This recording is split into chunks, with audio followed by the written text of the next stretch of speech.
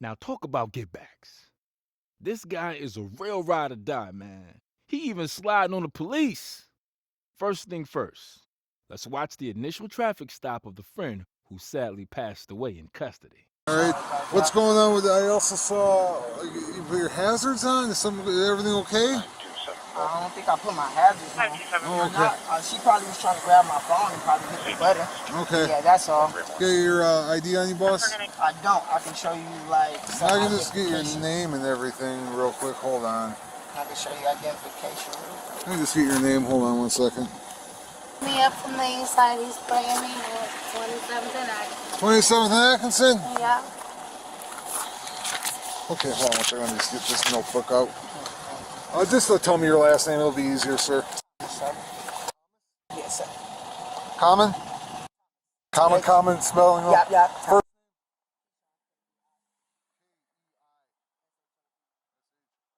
And middle initial. Date of birth. Where you live at? Where you live at, boss? I live on...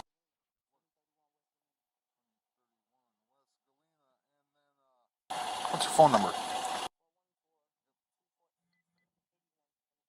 Alright. And do you have insurance on the vehicle? No, I don't think so, sir. Is the vehicle list to you? Yeah, just got it. Just got it? Please, 4067 North 4, Unit A. We have a female call. Let's step out of the car. 10-4.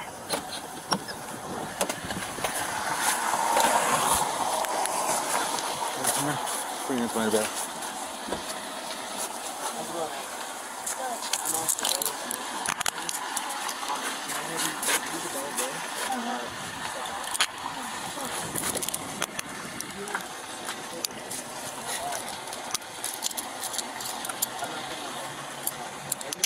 Can I grab my phone? Yeah, we'll grab it. We're just going to go back to the car. Let's go over this. Is there anything wrong with it? Here you go, Warren. So it turns out that Keishon D Thomas, the victim, had a warrant. However, this information hasn't been released to the public yet. After searching, officers discovered that Keishon was in possession of what they believed were narcotics. He was arrested and taken into custody. At arrival to District 5 Police Station, police went on to searching him one more time, in which a situation occurred. Can I empty the rest of my pocket? Yeah, hold on. What pocket? Yeah, pocket right Yeah. Which one? This one. Right here. Trying to eat it. Trying to eat it. I'm sorry. Alright, so there's one rock. Where's the other one? I have no more. I ate them. I ain't gonna... You ate them? I ate the little smoke I had. He attempted to eat whatever he left on the seat in the back of the police car to try to get rid of any evidence, in which, a second later, he admits to eating some of the rocks. At this point, we don't know how much narcotics he's taken. They then proceed to search him further.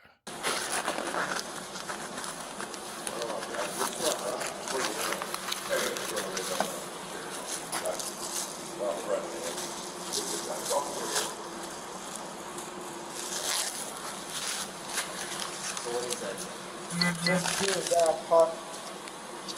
Crack. Weed that I eat, crack that I eat, weed that I eat.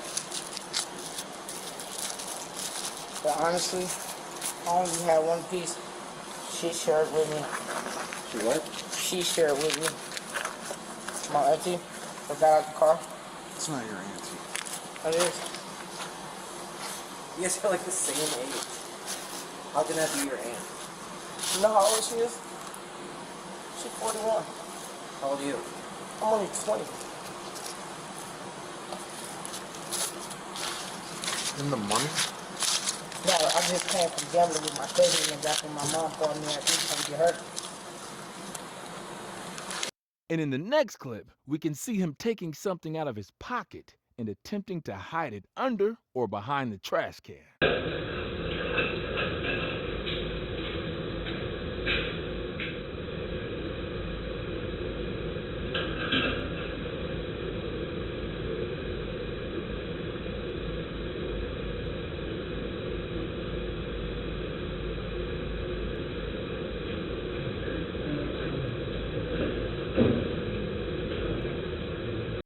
this point, the officers believed it would be safer for Keishon to go to the hospital to make sure he hasn't taken anything that could endanger his life.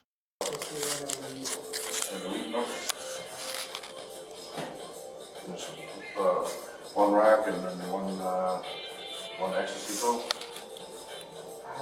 If you had more, I mean, be honest, you're not going to be in trouble for that. I just need to know why you're here with us, because I really need to go to the hospital just to check out your vitals and all that, just to make sure that you're okay. I mean, being high is one thing, I don't care, but it's fixed along. The whole time, Keishon has cooperated with the police and engaged nicely with no aggressiveness or sudden freakouts. However, Keishon had declined the offer of going to the hospital. After a few more questions, officers then take him to his holding cell, where they kept him for 16 hours.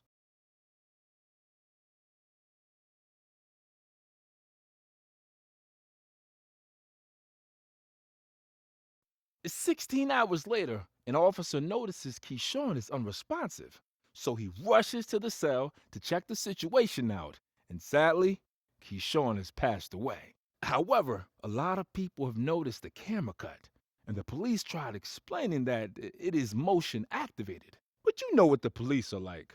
I'm not even going to get into this. It could be the truth, but very doubtful. After that, when the camera starts again, you can see the officer running and pressing the alarm button.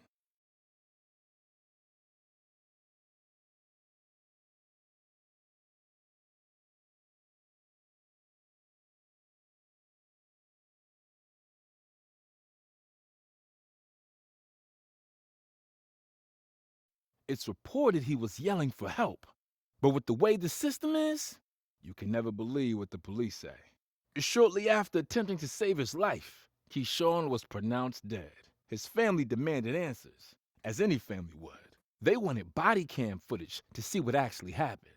One of Keishon's friends, Darreon Parker-Bell, decided to go find out for himself and went over to the District 5 police station. He started off with just asking questions in regard to Keishon's death. As to him and a lot of others, his death was quite suspicious. They said he died due to medical reasons. And the reason many don't believe this is because Keishon was a healthy young man who was very active. And this is how the conversation went down.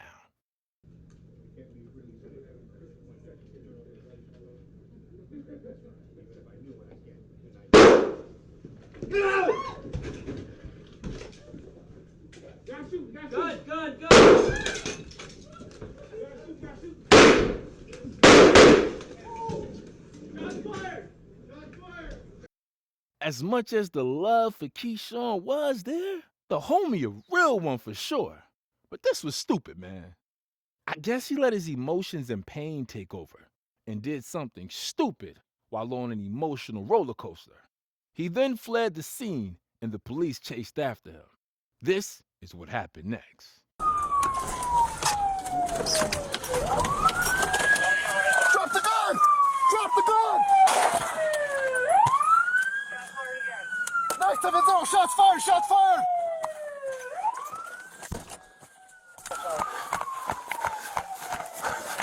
Drop the gun! Drop the gun!